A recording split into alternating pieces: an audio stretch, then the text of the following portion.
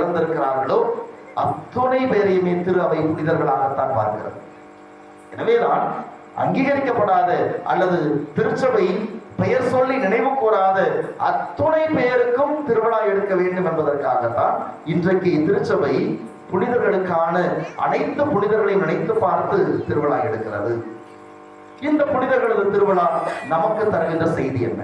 நமக்கு புனிதர்களுக்கும் உறவு இருக்கிறது, கண்டிப்பாக இருக்கிறது.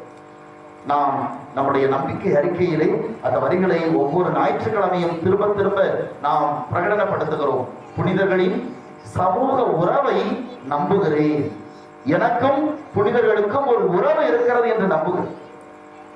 மற்ற யாருக்கும் கிடைக்காத ஒரு பாக்கியம் கத்தோலிக்க கிறிஸ்தவர்களுக்கு திரு அவை கொடுத்திருக்கிறது.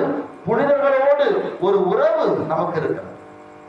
அந்த உறவை நாம் சரியாக புரிந்து வைத்திருக்கிறோமா? அது இன்றைக்கு முதல் கேள்வியாக இருக்கிறது.